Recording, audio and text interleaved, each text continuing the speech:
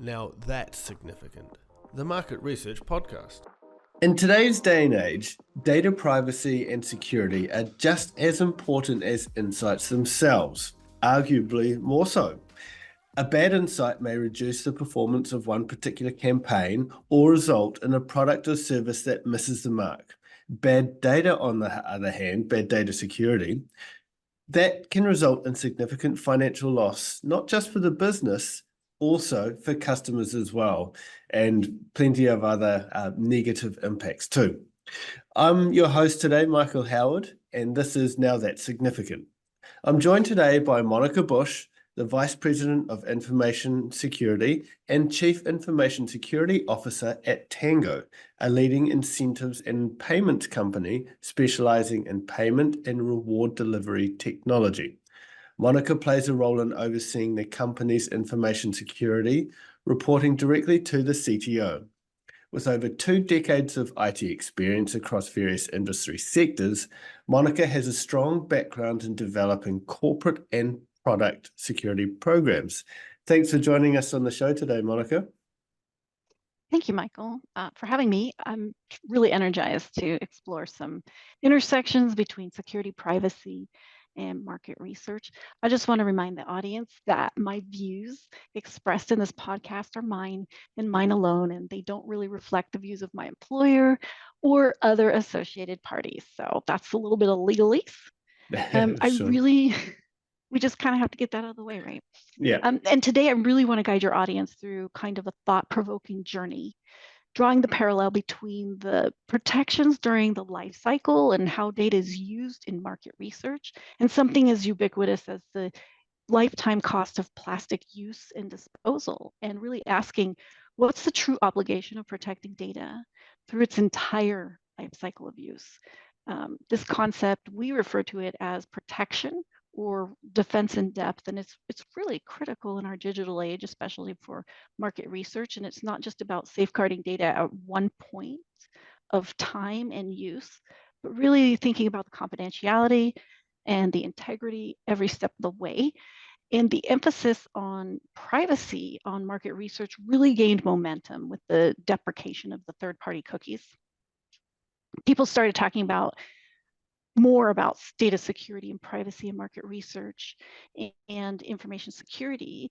And my area of expertise is information security, about the protection of data through its life cycle and use. And it's a big part of data privacy. No, for sure. I know there are lots of really concerned marketers once the cookie went away, but if anything, it helped us to, I guess, be far more aware and cognizant and respectful of consumer data. So it was a good thing in the scheme of things. And I think it really helped innovation of Yes. how to manage additional attributes that might help eliminate the attribution with an individual, but across cohorts. So in some ways, it really helped accelerate things too, from an innovation perspective. That's true. And just even reflecting on life post-COVID, when everyone had to go digital, and just imagine now if we were still having these cookies and still getting spammed with these lots of digital messages, etc., we'd just have an even greater influx of overwhelm, I guess. So there's some really good aspects to it as well. Yeah. So it all sounds very interesting. Can you tell us a little bit more about your own background, please? Sure. My background, I was very enthusiastic to pursue a career in chemical engineering, but a year and a half into my journey, I got a daunting organic chemistry book. It was over 4 inches thick, and I really rethought my path. And so I switched gears and earned a degree in business, of all things. And soon after, I was recruited to work in the world of office supplies, kind of like the program Office, the Office. And this company really opened doors for me to do computer programming and scripting languages right at the crest of the dot-com wave. So I was at the forefront of programming for the rapidly expanding field of e-commerce and the World Wide Web. And then over the next decade, I really continued to be self-taught and adept in software development And then it took my career into an unexpected turn in information security, which was stepping into a brand new world. It was the dark side of technology. And my background in development seamlessly transitioned into a new role of ethical web hacking. And that was about 20 years ago. So in those days, formal cybersecurity education was rare. I continued to self-educate, and it led me to more challenging roles, and it brought me to where I am now at Tango. And here I found a unique intersection between my expertise and the world of financial technology, also known as fintech. You wouldn't know it, but the rewards and payment industry is a sector that's incredibly intriguing. It's frequently victimized by financially motivated and organized crime. Yeah. No, true. Yes, just quickly on one of your earlier points there, on the office. It's so fascinating when you look at that. You can see all of the stereotypes in your own office as well. It's true. It's true. That's one thing I do miss about being in person continuously is just those quirky, fun, stereotypical moments of humor being in an office. So it's been interesting to try to recreate that in a in a purely video conference world. Yes. So just reflecting on your experience then, like just wondering how similar or different market research sector is compared to the prior industries that you've worked with. It is not much different from an information security perspective because we really just care about protecting the data all along the way. The main difference is the volume of data and the scale at which data is being collected. I think that's the most significant difference. And also the types of data is more just, there's more attributes collected. So you have to be concerned about not just the couple pieces of information, you have to be concerned about how that information, when pieced together, if that equals, an identifying entity. And it's much different. I also think that some industries back in the day, they're still struggling with privacy themselves.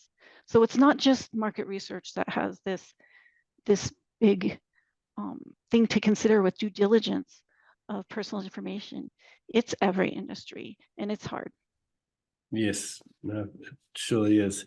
So let's unpack some of this together, explore perhaps the depth and breadth of data protection in the world of market research. What exactly do you mean when you talk about protecting the life cycle of data? And why is this important to market researchers? Yeah. So back to that analogy of protecting data is what is could be thought of as how you protect the usage of plastic.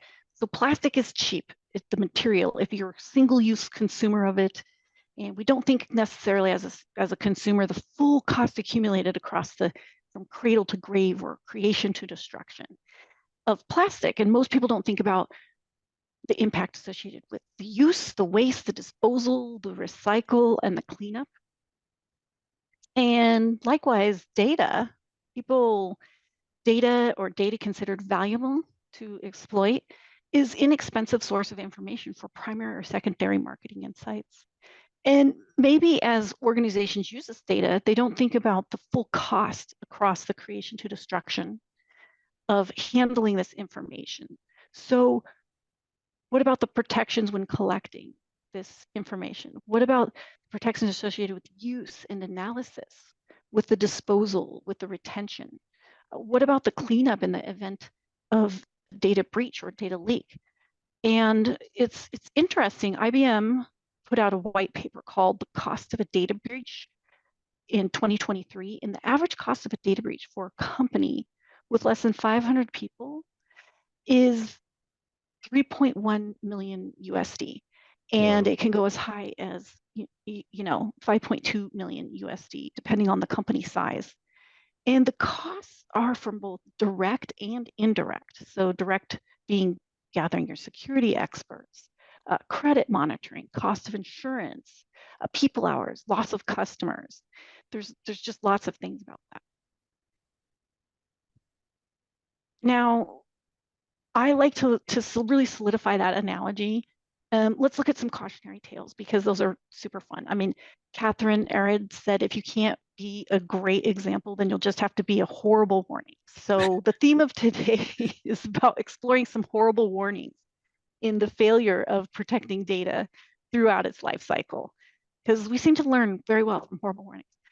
So not all the situations I'm going to talk about were all the situations I'm going to talk about were publicly disclosed in the media, but to avoid shining the spotlight on a couple of companies, I'm just going to change the names where appropriate. Sure. So in 2023, there was a significant data breach affecting 2 million people. And the twist on this one is that the victims really weren't from one, but 139 marketing research firms. So, and mostly based in Europe. And you think, well, how could that happen? Well, they shared something in common, which was they were using an industry software known for its powerful data collection and analysis tools. And a media outlet really identified that they were very reluctant to disclose what was happening with the investigation and not really sharing their findings with impacted firms. And it was quite an ordeal. And so the exact failures of the incident are still speculative, and the details about the leak and the hackers' methods are still under wraps. However, there might have been a lack of diligence in the research firms and assuring that the software vendor's security was appropriate for using that marketing software. And a security firm reviewed that software vendor and gave it an F for its security. So it was not doing so well from a public security review. And additionally, the quality management of their software people and who's developing their software, maybe they didn't have good software development practices. So a bunch of marketing firms, when the collection of their data was not being handled properly by a vendor, that's one horrible, horrible warning. So when we talk about the use of data, I'm going to talk about a very notorious case, one that's really widely known, and this is the largest warning of all horrible warnings. I think it's safe to say we've heard about it, and I'm talking about Cambridge Analytica. So this firm ceased to operate in 2018.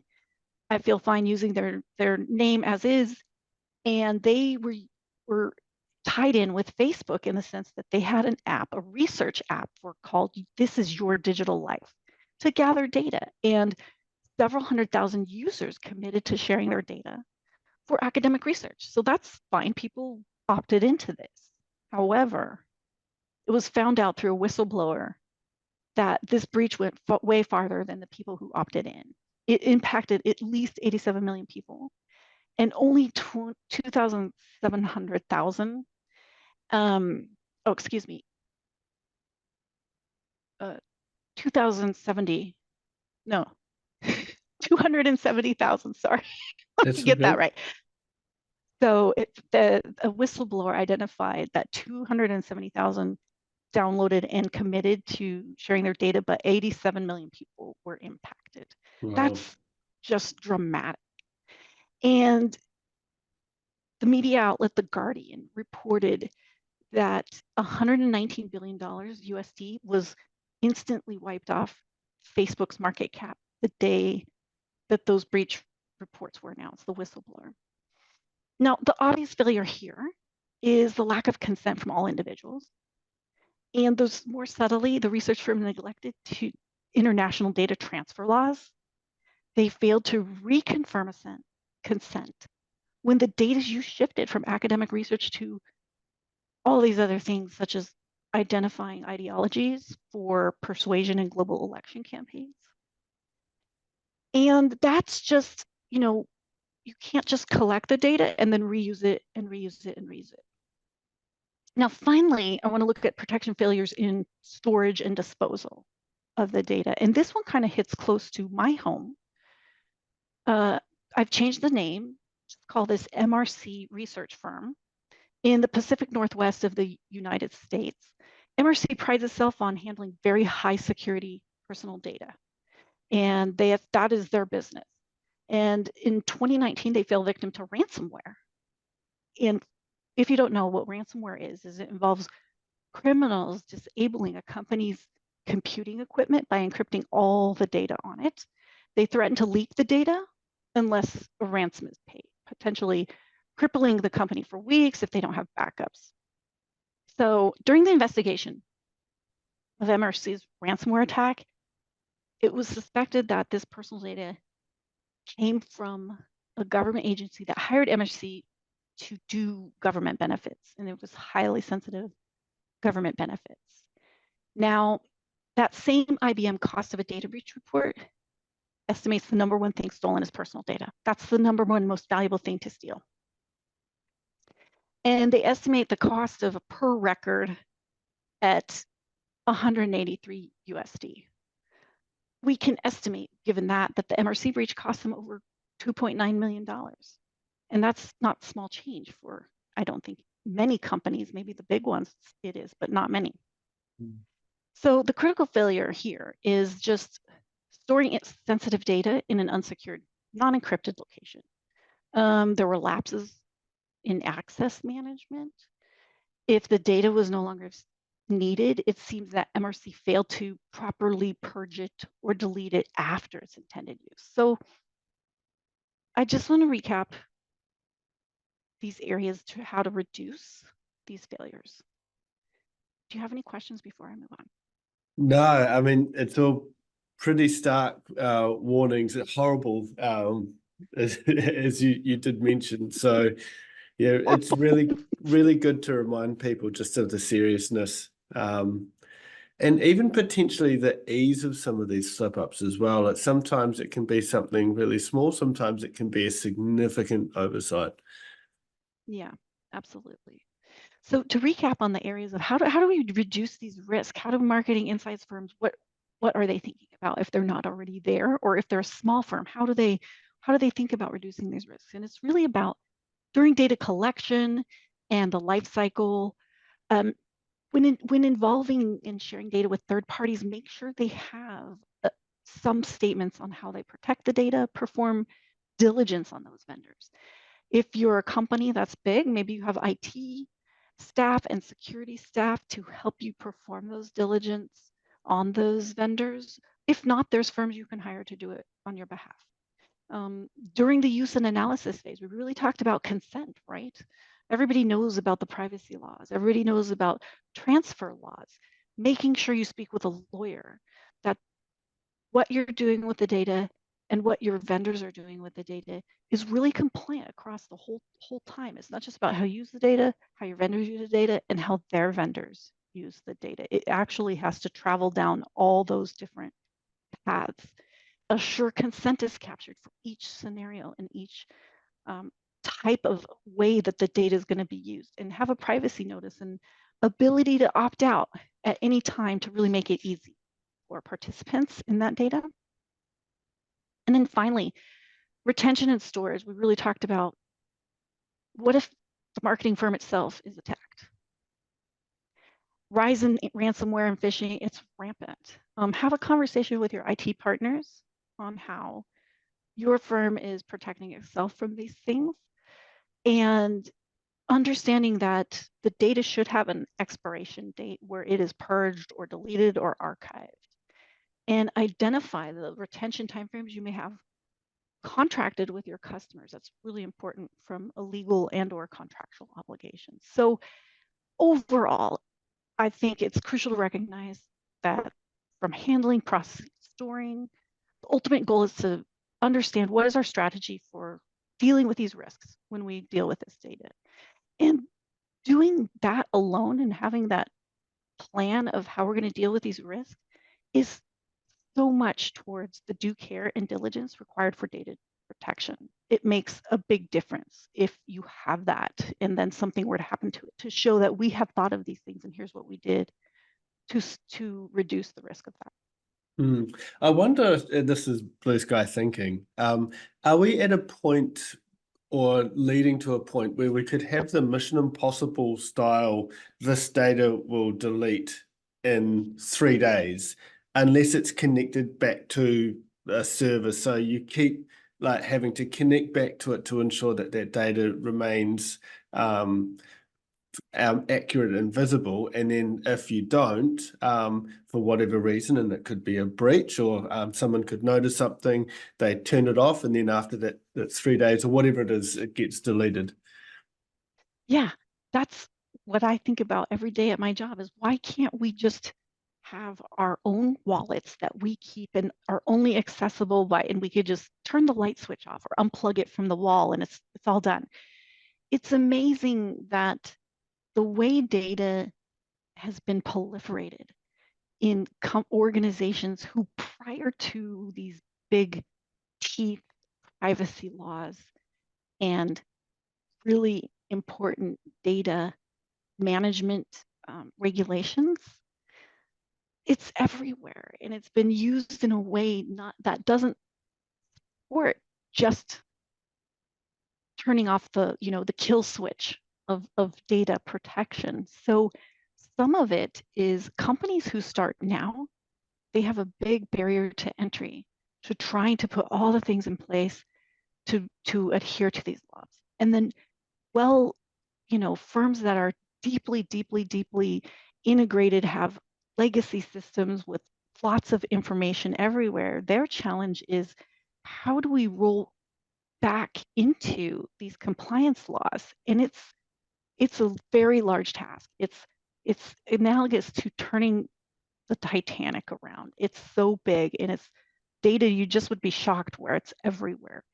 I think during the Twitter, when they were talking to Congress about why can't you, how do you not know to protect this data? And I believe one of the people discussing, I forget his name, he said, because it's everywhere. We don't even know where it is. So it's a challenge. It's a big challenge. For sure. So how does Tango go about managing the life cycle of data protections and handling sensitive data from market research, as well as ensuring that trust and compliance as well? Yep.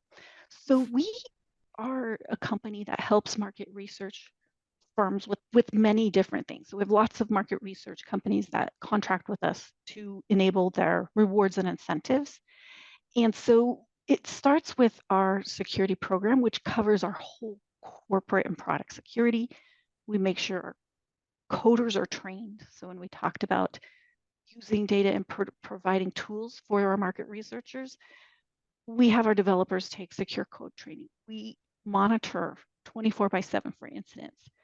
We store sensitive data in an encrypted way for data collection, and we do vendor security reviews for all of our vendors to assure that they at least are contractually adhering to certain data standards.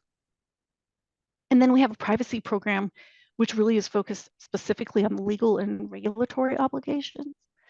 And they are very much focused, and we are still very much working towards best in practice data retention. That is a very, very difficult thing to keep the integrity of history while eliminating, the identity of that history at the same time. So that's what our privacy program is really specifically working. And all of our marketing surveys and all everywhere we have our opt-in and opt-out and privacy notices just everywhere as a legal initiative to assure that we're trying to get out when people use our tools that they have the ability to opt in and out. And then we have compliance programs that really focus on the health of customer transactions. So data monitoring for synthetic identities.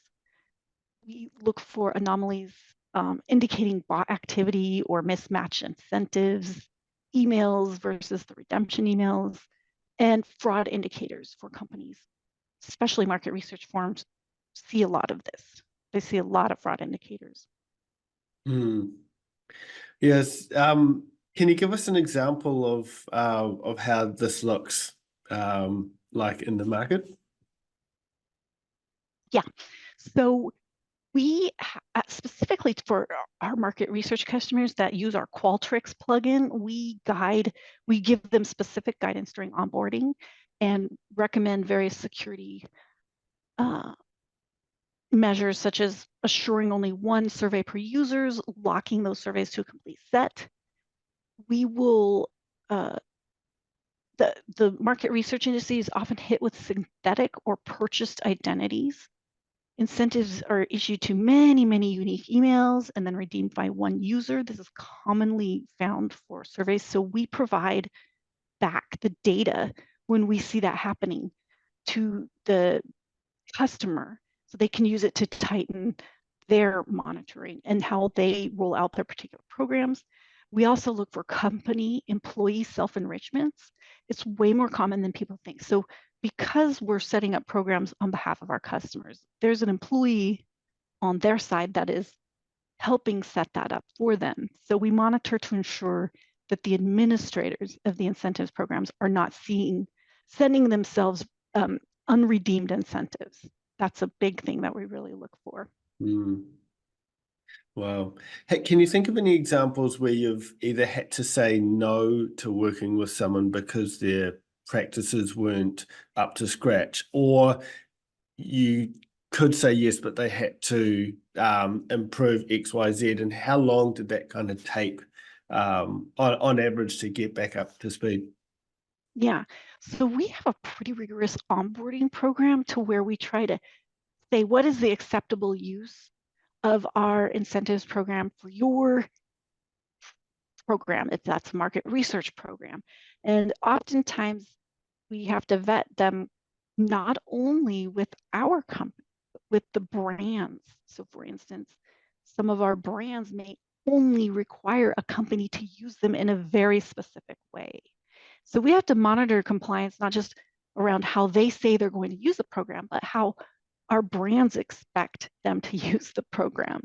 And we have had instances where we notice that a company may not be adhering to those standards, and we really want to give people the benefit of the doubt. So it takes a bit of time to monitor, to coordinate with their administrators to say, we don't feel you're following our acceptable use criteria.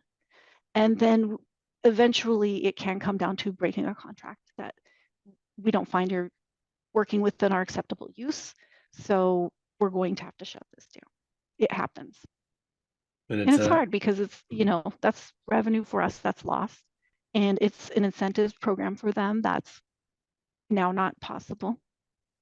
But as we heard from before, the cost of data breaches, etc., is upwards of $2 million Oh, yeah. and more, and that's reputation on your behalf that you don't want to be washed with, do you? So, Yeah, absolutely. It's a big reputational risk. And also, it's important that even though the customer is not the recipient, so if the person taking the survey is not necessarily our customer, it's our customer's customer, we do care that they have a positive experience through the survey program.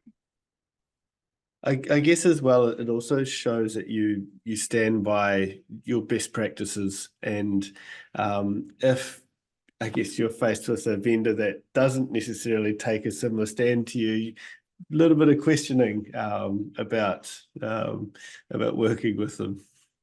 Yeah. Yeah. And it's interesting because we also have to follow, we're not a bank, but we still have to follow, sanction rules of country, not providing to sanctioned countries. It's a lot of compliance regulation, not just in privacy, but just in general. Anti-money laundering as well, I'm sure. Yes, Yep. very much the anti-money laundering. Yes.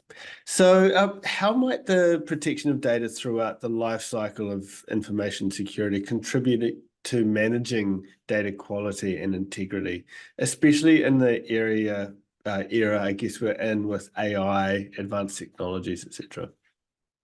Yeah, it's really the same controls or policies. It's very similar, and that it's still mandated by legal obligations and privacy laws. And the life cycle of data management is similar, but there are subtle differences that are worth exploring. It's due to, again, the volume of data that needs to be for a training. If we're talking about large language models, the sheer amount of data to train it is quite extensive. And so as we go back to what about data collection and generation? The quality and integrity of the initial data are crucial for the effectiveness of training that large language model. And any of the inputs, if they're subject to strict privacy controls, how is that being managed, right? How is consent being managed? Because now you're training something. What was the opt-in like on that? And then now it's being reused over and over for many things that are sometimes unknown. So those are ensuring the legal security, anonymization, and accuracy of that data collection, really important. So whether that comes down to new policy rules, privacy notifications that this data is going to be used for training a language model, those are really important to be very clear with the subjects that are participating with their attributes that they're providing in. I guess, And and then on top of that though as well, if someone opts out after they've opted in, and what happens then yes, to the training model? Does their input get taken out of the training model and therefore change the exactly. That I don't have a specific answer on, but it is a question I have. What happens when I no longer want that to be part of a training model? Do they retrain it? Because to train takes, somebody told me the cost just in general of compute that it takes, and it is massive. So it's not like you just quickly push a button and it retrains. It takes lots of time, energy, effort to retrain a model. It's not an insignificant feat. So it's essential that it's you got to think about that, the length of time it can be used within that model. And I don't know if people have gotten there yet. I'm just not an expert on what's going on to deal with the purging of that data, but that is a great question. And then, regarding the data access, what about the prompts, right? Is it data genuinely anonymized? Can you now, with all the ways that AI works, can you truly now what was thought to be anonymized really still get to a single point where it's no longer anonymized? I mean, how many attributes do you need before you can start to really get back to being able to make it identifiable? It's just a very large area that's exciting, it's innovative and new, and it should be something we embrace. But what I love to hear in marketing research is the considerations are still the same: privacy, anonymization, making sure it's ethical, and that you can understand how it arrived at its conclusion. So those are, I feel like directionally, AI has concepts of this already, but how it's executed, I think, is still unknown, how it's going to actually turn out. Yes, it's all very interesting. So just as we, I guess, close with this, what advice would you give market researchers in terms of how to securely use and respect data that they're collecting on behalf of either other clients or customers or even their own, the public? Yeah, I think it's just having a true understanding from that data life cycle. Even if you're not responsible for the end, result, or you're just responsible for pieces of the life cycle, at least think about what would happen if this data were breached, just to have a risk strategy, again, for contributing to the due care and diligence required for data protection at every stage of this data, or how does it look downstream in your vendor systems, and just kind of checking in, not to say that needs to take extensive amount of time, but just to have some thoughts of the risk and how it's being addressed are a long way to help people in the market research area truly understand that they are really taking care of the data in a way that makes sense for their firm to sustain its revenue and not be impacted, and also, the people that they're dealing with to have a sense of trust with that firm. Just thinking on our experience, we're Info Tools, we have a analysis and reporting platform called Harmony, and we're essentially replacing PowerPoint, if you will, through different visualizations, etc. But it's the analysis engine underneath that as well. And one thing from a security perspective on what we're replacing is your PowerPoint slides. So those there, they get exported into a PDF and then put on a server, emailed around, and it's really hard to control who has access to it once you send it. So one way to mitigate that is to move to browser versions of access. So have you had any experience or input on that particular topic? When you say browser versions of access, do you mean like cloud specific Yes. landing? Yes. So absolutely. I think that the access controls provided, such as, the file storage mechanisms, let's just say Box or Dropbox, those can really help tighten access controls to just who needs to know that information, which is excellent. And that is something that I think has given the ability for people to decide, well, who can have access to what. Some of the areas of what happens when you do that too, though, is now you've proliferated rules from different people all over, and it might be hard to understand who has access to what in general. And also over time, like for instance, I went back to a folder that I was looking at and I was like, oh, these people still have access. I forgot to put a time when this content is no longer accessible. And it wasn't, critical content, but it's things like that we have to, if we're going to care and feed for the controls, we have to think about when do they end, and does that person still work here? Or when they don't work here anymore, does that go away? Those kind of things come into play too. But yes, it does help keep who needs to know what very tightly controlled. Well, thank you so much for joining us on the show today, Monica. Well, thank you for having me. I had so much fun. Yes, it has been a very interesting topic and something that we all need to pay attention to.